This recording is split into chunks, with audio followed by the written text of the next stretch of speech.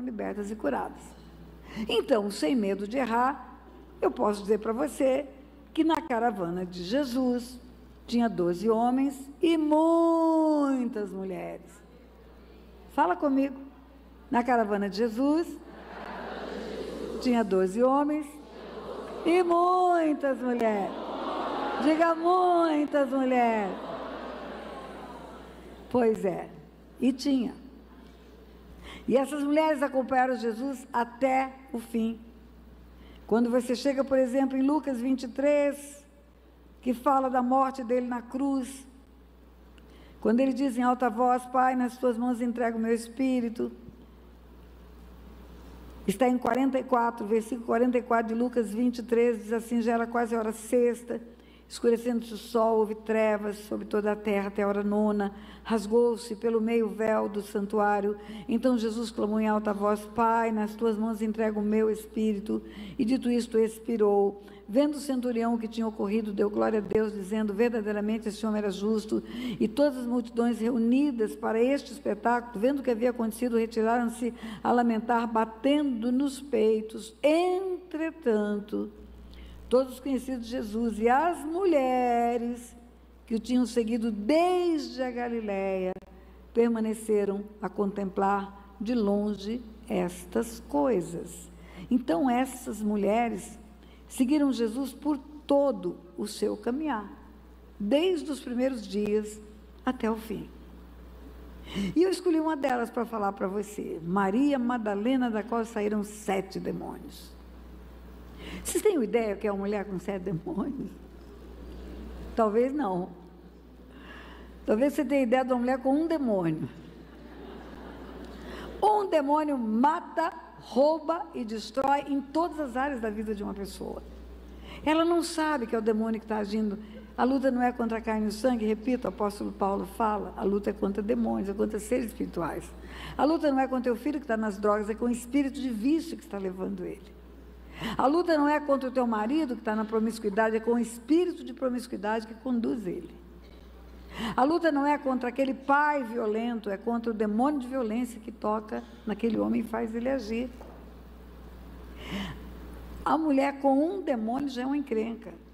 Eu vou contar para vocês a história de uma mulher com um demônio. Meu genro tinha, eu moro na cidade de Resende. Resende é uma cidade entre Rio e São Paulo, onde tem lá a Academia Militar das Agulhas Negras. Regina era secretária de uma indústria que meu genro era um dos sócios. Uma indústria de fazer fivelas, bijuterias, uma indústria metal-mecânica de coisas pequenas.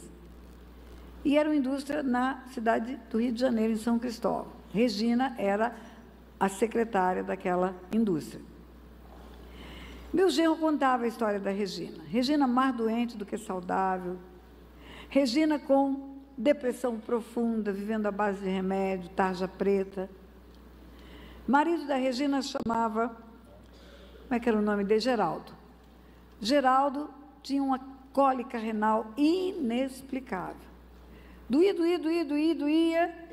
e ninguém achava nada no rim dele. Não tinha malformação, não tinha pedra, não tinha nada. Aí tinha que internar para tomar remédio para dor, e era morfina que tomava, para passar dor. 3 dias tomando morfina, passava aquela dor, voltava, trabalhar normal. Ele era diretor-geral dos Correios e Telégrafos no Rio de Janeiro. Eles brigavam igual cão e gato, mas não era briguinha de bate-boca, não. Os vizinhos tinham que chamar a polícia, porque era quebradeira dentro de casa. Eu te mato, eu acabo com você, joga cadeira, e quebra vidraça, e quebra prato. Era um negócio terrível. A vida financeira da Regina e do Geraldo era a pior possível. Eles ganhavam muito bem. Ele, diretor-geral do Correio e Telégrafos, Regina era secretária executiva de uma empresa, de uma indústria. Juntando os 2 salários, para quem não tinha filhos, eles não tinham filhos, 17 anos de casado e não tinha filhos, era para sobrar dinheiro. Eles não tinham dinheiro para comprar uma casa, um imóvel, um carro. A residência deles era bem em frente à Central do Brasil. Lá no Rio de Janeiro tem o transporte férreo. Central do Brasil é o ponto central da linha férrea, e ali tem um prédio muito alto, com kitnets. E as pessoas que moram ali são as pessoas que não têm carro, que trabalham longe, que já aproveitam para ir para a central, para pegar o trem, para poder chegar nos seus locais de trabalho. Eles foram morar ali, porque eles não tinham carro, não tinham dinheiro para comprar carro, não tinham dinheiro para comprar apartamento em outro lugar. Correios e Telégrafos, a central é muito perto dali. Ela tinha que pegar o trem para ir para o trabalho, e ele ia a pé para o trabalho. Por isso morava ali na frente. Mas do lado da Central do Brasil, um pouquinho à direita, tem uma delegacia de polícia. Eu já estava na porta para o vizinho chamar a polícia. Várias vezes entrou na casa, a polícia entrou na casa, a chamada dos vizinhos. Era um encrenca, a vida deles era um encrenca. E o meu genro, que era o chefe dela, contava para mim. Ele dizia para mim: minha sogra tem uma secretária que eu só não mando embora pela misericórdia, porque ela fica mais doente do que trabalhando. E eu vivo falando de Jesus para ela, e eu estou segurando ela até a senhora ir ao Rio, porque eu quero que a senhora faça uma visita lá para ter uma conversa com ela. Ela precisa entender o mundo espiritual, a senhora explica melhor do que eu, e ela pensa que isso é normal, que é azar que ela tem. Muito bem, um dia eu fui ao Rio de Janeiro, gastei uma tarde com a Regina lá na fábrica, expliquei tudo para ela. Regina, no passado, havia sido frequentadora de terreiro, feito oferenda, um tanto de coisa. A pessoa sai e pensa que o demônio saiu, mas ele continua acompanhando ela. Ele não sai. Enquanto não faz o que tem que fazer, ela não fica livre dele.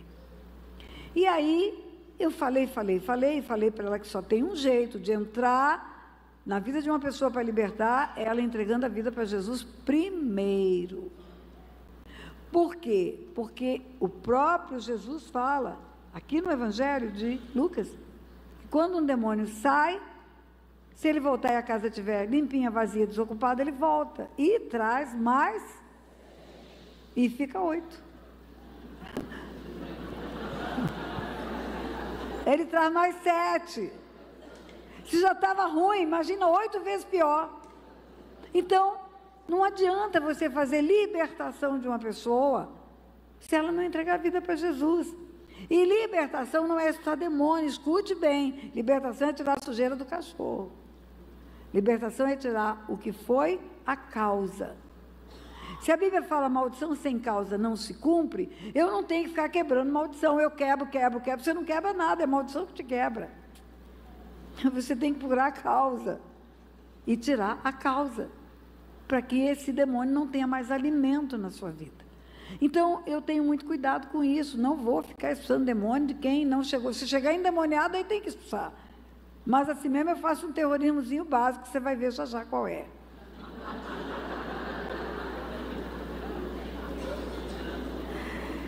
Eu falo de Jesus para a Regina, eu falo para ela que o que ela está vivendo é um cativeiro espiritual, que ela está muito ruim por causa disso, que a vida dela está muito ruim, que não tem uma área da vida dela que está bem.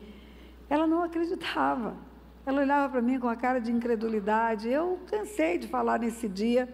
Falei: Regina, vamos fazer o seguinte, o dia que você quiser conversar seriamente sobre isso, que você quiser entregar a sua vida para Jesus, você me comunica. Meu genro, todo fim de semana, voltava para casa. Ficava no Rio de segunda a sexta, sexta de tarde ele voltava para Resende.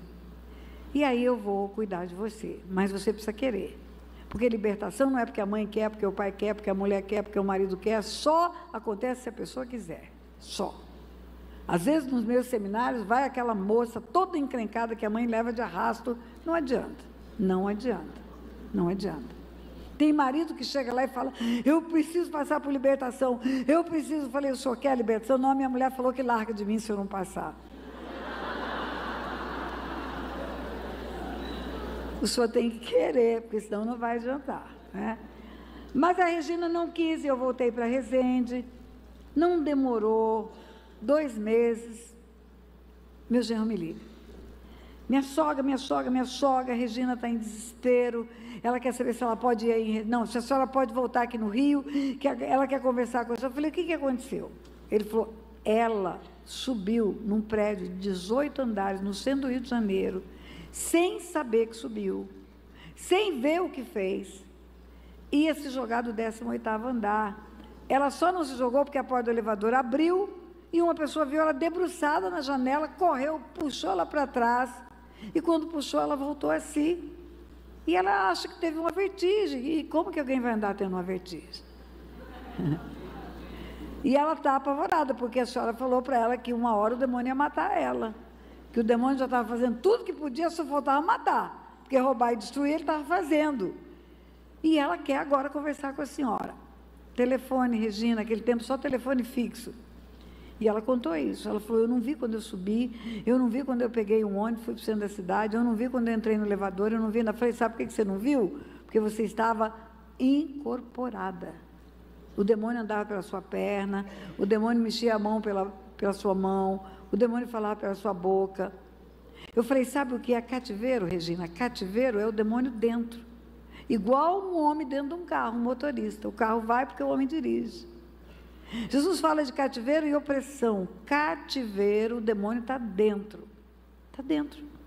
Usa todos os órgãos do sentido da pessoa, anda pelo pé dela, come pela boca dela, faz sexo pelo genital dela. É assim. E a opressão? A opressão está em volta, está influenciando. Quando tem pensamento suicida e vem aquela voz: se mata, se mata, se mata, é opressão. Vocês se lembram, foi há muitos anos atrás, mas foi aqui em São Paulo. Houve um serial killer, um jovem, que foi conhecido como o maníaco do parque. Ele era um motoboy. Quem lembra disso? Muita gente. Ele era um motoboy.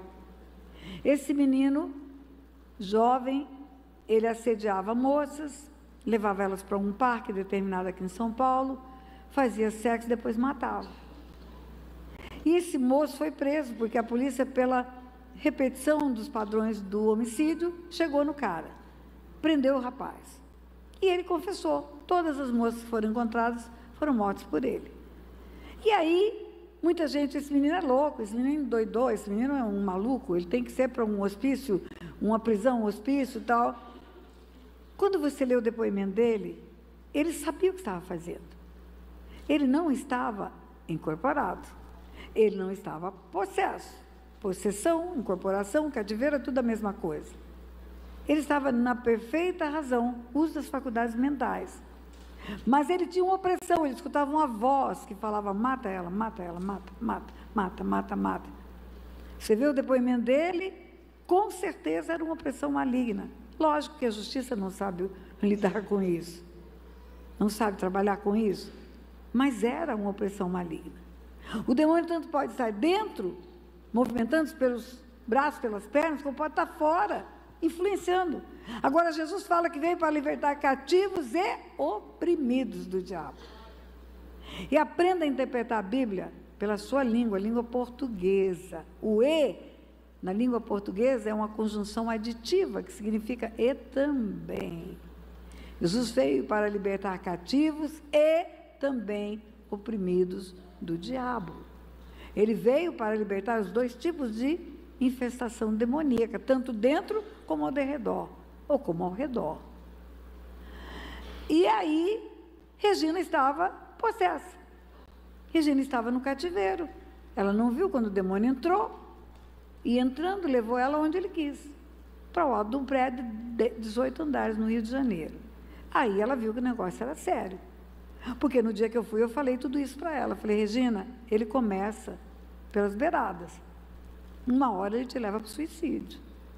Não, de jeito nenhum, isso não vai acontecer, Regina. Você perde o controle. Você pensa que tem o controle, mas você não tem. Mas por que a senhora fala que eu tenho demônio? Por tudo que está acontecendo na sua vida. E pela sua experiência anterior, de estar batendo tambor nas trevas, e porque você nunca entregou sua vida para Jesus. Você acha que sai das trevas sem Jesus? Não sai. Só tem um jeito de sair, queridos, é com Jesus.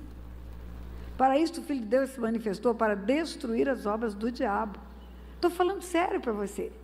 Se tiver uma pessoa possessa aqui na frente, pode mandar sair por qualquer nome que você quiser.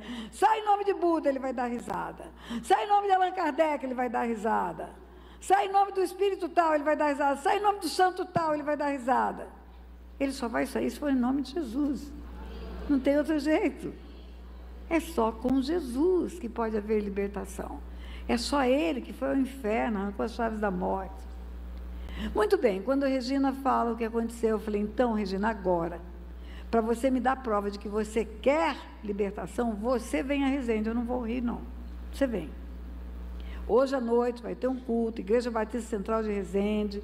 Esse culto eu que vou pregar, e você virá para o culto da Igreja Batista Central de Resende. Não importa que hora que você chega, pode chegar no fim do culto, mas você vem. Aí nós vamos conversar aqui em Resende. E eu estava pregando quando ela chegou. Entrou aquela moça com a mochilinha nas costas, junto com o marido, Geraldo veio junto. E eu chamei, dei sinal para ela sentar na frente, eu já tinha reservado lugar na frente para ela. Terminou o culto, preguei sobre cura e libertação, é a minha palavra, é o que Deus me chamou para fazer, é o que Ele me ensina. Sempre pegava um episódio bíblico, onde Jesus libertava uma pessoa e trabalhava naquele episódio. E quando terminou tudo, eu falei, agora você que sente uma opressão maligna, ou que vive de vez em quando num cativeiro, vem aqui à frente que eu vou orar por você. E Regina foi. Naquele tempo eu fazia isso. Hoje não faço mais, hoje eu falo, marca uma agenda, vamos conversar no privado. Por quê? Porque publicamente uma pessoa pode endemoniar e vai envergonhar ela depois. Ela vai ficar muito mal depois. E tem gente que não sabe lidar com isso, e grita todo mundo, e um grita sai, outro grita amarrado, e outro...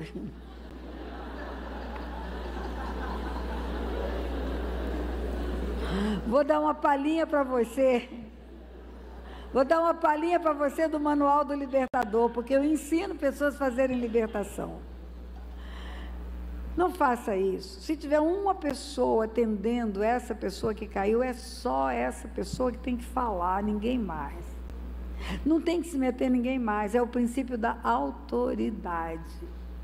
Imagine você, se um bandido é abordado por um grupo de policiais no morro, Dona Marta, no Rio de Janeiro, e chega um policial e fala, mão para o alto, e o bandido põe a mão para o alto, e o outro fala, mão para trás, ele, mão para trás ou mão para o alto?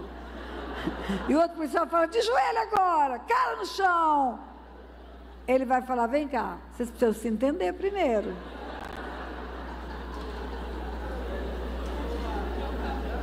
É assim no mundo espiritual. É um bicho imundo, é um porco imundo. Imagine um porco entrar aqui, eu falo, fora! Aí ele vai para lá e aquela querida lá fala, vai para lá, e ele volta para cá. E essa querida para lá, e ele vai para lá. Vira um tumulto no meio da igreja.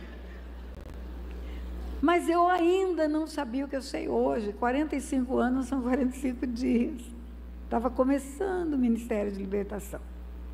E eu chamei à frente, todo mundo que sentia opressão, possessão, tarará, tarará, e a Regina vem. E na frente da primeira Igreja Batista Central, da Igreja Batista Central de Resende, primeira vez que aquela igreja viu um endemoniamento. Tinha gente ali que acreditava que nem existia demônio, para você ter ideia. Aquela moça fica possessa, começa a gritar pela boca dela o demônio, mandei calar, mandei sair. Eu já sabia a autoridade que tinha. A igreja assistiu, eu creio que foi um propósito de Deus a igreja assistir. Depois que o demônio saiu, aí eu sabia que tinha que colocar Jesus na vida dela. Sabia que a Regina não podia sair daquela igreja sem Jesus, e eu não podia perder tempo. Porque preocupada de enquanto eu fosse fazer mais alguma coisa, ele arrancar da igreja. E eu falei, Regina, presta atenção, olha para mim, olha para mim. Ela olhou para mim, eu falei, deixa eu te dizer. Você não teve uma vertigem quando você subiu lá no prédio dos 8 andares. Você não teve uma vertigem agora, você não passou mal, você estava possessa. Significa que tinha um ser espiritual da maldade, que Jesus chama de demônio na Bíblia, e que estava dentro de você falando pela sua boca e gritando pela sua boca. A igreja inteira viu. Ele saiu, porque a igreja tem autoridade para mandar sair. Agora tem um detalhe, Regina, ele está lá fora te esperando.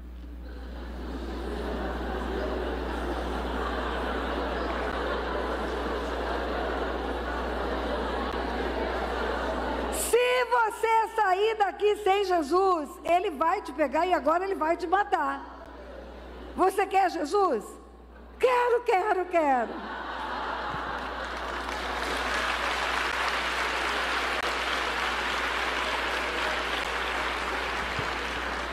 É pegar ou largar, livre, espontânea pressão, né? Mas você sabe que na Bíblia tem uma história de um povo que aceitou Jesus porque viu 7 demônios, um demônio bater em 7 sacerdotes. Está lá no livro de Atos. 7 sacerdotes, 7 filhos dos sacerdotes chamados Cefas, foi expulsar um demônio, e eles não tinham autoridade, porque eles não tinham a vida rendida em Jesus. E o demônio, eles pregam, eles estão expulsando o demônio pelo Jesus que Paulo prega. É assim que eles falam: eu te expulso em nome de Jesus que Paulo prega. Aí os demônios que estavam naquele moço falam: conheço Jesus, e conheço Paulo, e quem é você? E dá um couro neles, eles apanham, deixam eles pelados. E esse demônio foi quem pregou o evangelho lá em Éfeso, porque todo mundo começou a se converter com medo do demônio. Foi, está escrito na Bíblia. A notícia correu e muita gente se converteu, né? Então, Regina aceitou por livre e espontânea pressão. Regina volta para o Rio de Janeiro. Eu noticiei para você algumas coisas que era a vida da Regina. Eu encaminhei ela para uma igreja no Rio de Janeiro que sabia trabalhar com libertação, para acompanhar a Regina, para fazer desligamento de tudo que foi ligado no Império das Trevas, para fazer tudo que era certo. Eu sabia, porque eu estava acompanhando de longe, conversando com o pastor que cuidava dela. Mas a Igreja Batista Central de Resende não sabia, eu não contava nada. 7 meses depois, eu falei: Regina, agora você vai voltar para dar o testemunho na igreja. A igreja precisa saber o que aconteceu com a mulher que foi endemoniada. E eu quero que você venha. E ela foi. Regina contou. Regina sobe no púlpito do meu lado, foi no dia que eu tinha o culto lá. Regina, 1 mês depois, conseguiu entrar num consórcio de carro, e o sorteio, do primeiro sorteio, saiu o carro para ela. Regina, 3, 4 meses depois, conseguiu um financiamento da Caixa Econômica, comprou um apartamentozinho, estava morando com dignidade. Regina e Geraldo nunca mais tiveram aquele arranca-rabo que tinha antes, que era de um eu te mato, eu acabo com você. O espírito de ira foi embora. Regina não precisou mais tomar remédio para depressão. Remédio tarja preta, acabou. Ela fez o desmame direitinho e acabou a depressão, acabou tudo. Agora escute bem: Geraldo, o marido, nunca mais teve cólica renal. Nunca mais. Aí você pergunta assim: por que a Regina, que tinha um histórico de contato com demônios, e o Geraldo, que ficava doente? Ah, você vai saber agora. Camisinha segura AIDS, mas não segura demônio. Passa de um para o outro. Na relação sexual, porque são uma só carne, o demônio passa de um para o outro a hora que ele quer. E quando passava, pegava o Geraldo. E trazia dor nos rins. Enfermidade, queridos, que ninguém descobre. Que ultrassonografia, tomografia, radiografia, tudo que é FIA que existe, não descobre, é espiritual, pode ter certeza disso. Ela é uma enfermidade espiritual. E tem enfermidade espiritual, pastora? Claro! Está cheio de enfermidade espiritual na Bíblia. Eu vou citar 2 para você. Em Lucas capítulo 13, conta de uma mulher corcunda, fazia 18 anos, que tinha um espírito de enfermidade, está escrito na Bíblia. O demônio saiu, a mulher endireitou. Estava onde? Na coluna dela.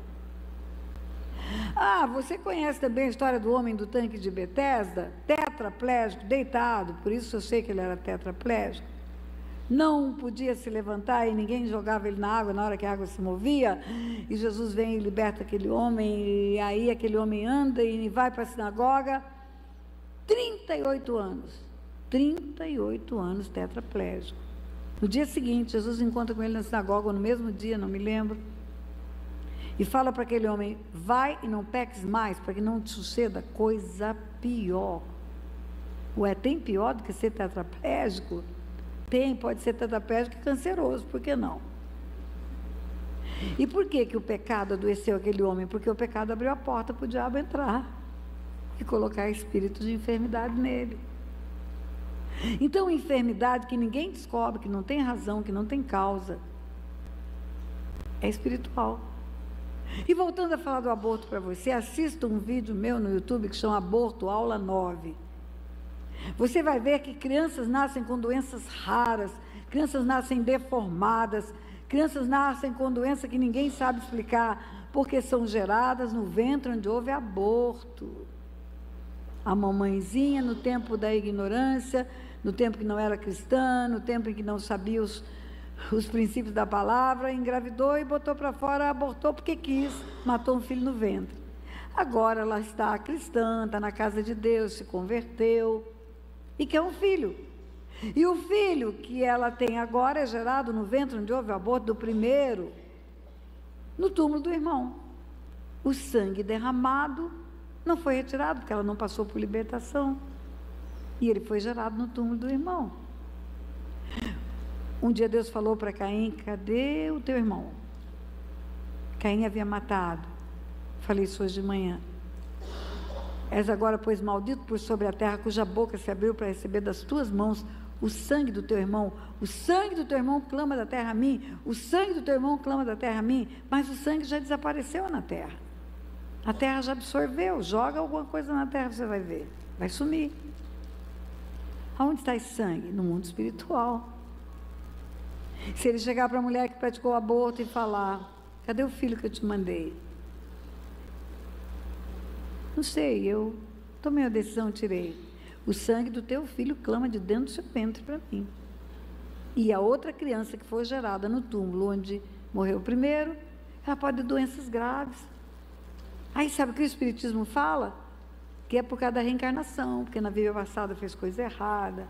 Não é não, querida.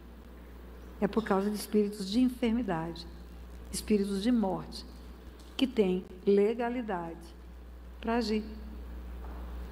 E eu estou te contando a história de Regina e ainda não contei o resto. Tudo isso de bom aconteceu, era tudo de ruim.com, agora tudo de bom.com. Mas o melhor, Regina estava com uma barriga de 7 meses.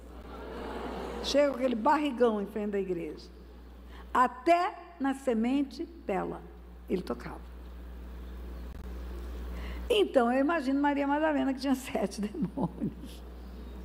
Se a Regina tinha 1 e a encrenca era desse tamanho, imagina 7 vezes mais.